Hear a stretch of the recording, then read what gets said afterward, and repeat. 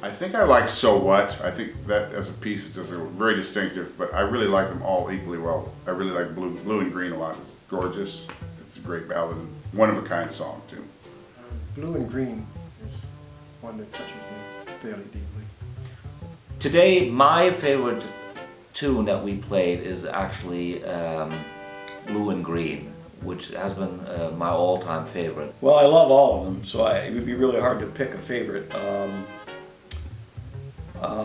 I think Blue and Green was probably the one that I really, I love all of them. They're all my favorite songs, but Blue and Green especially, I think. I would say Blue and Green was my favorite. No, I enjoyed it, and it was quite a challenge because the music that we played today was a lot of it was before I was even a bass player. Well, it was actually the first jazz I heard in my life without knowing who that was. It was a Miles Davis quartet with John Coltrane playing tenor sax, and it's still one of my favorites. I thought it was quite challenging and quite an experience, and to know that such giants played music of such intensity. I have most of Miles and Coltrane's album, the Prestige albums, and a lot of stuff out of that time. I always have loved personally Bill Evans, obviously more just by the pure fact that he's a pianist that I really enjoyed, and being a bridge builder between the European classical tradition and jazz. So I've enjoyed their collaborations over the years the best from the different Miles bands. I have to say that a Miles Davis record that called Four and More, which was made after the music we played today was made, was probably the reason I became a musician. My first drum teacher played it for me, and there was a drummer on there named Tony Williams who was only about 17 at the time.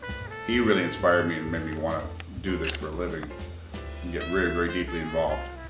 So when I think of Miles Davis, I think of like many other musicians, a very inspirational and creative person whose music affected a lot of people. And John Coltrane, same way. And John Coltrane, after he left Miles Davis, he started a great quartet that was another earth-shaking event in jazz. And his drummer, Elvin Jones, was another one of the real innovators who influenced a lot of drummers of my generation and older and younger. So Elvin Jones was wonderful too. So both of those guys are just some of the real pillars of modern jazz, I have to say. I mean, these were the progenitors of an entire school of jazz, the cool jazz scene, and they were so revolutionary in both their improvisational approaches, the way that they created music, their whole switch from this era of swing, and then we had bebop, which was very complex and very fast, and all of a sudden here comes Miles yet again with this totally new, creative, complete change of pace.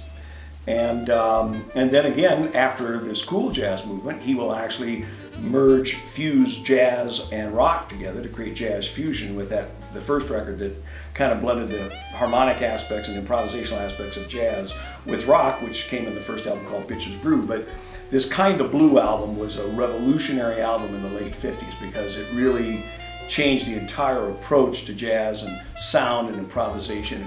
Very sophisticated, and still is the #1 selling jazz album of all times.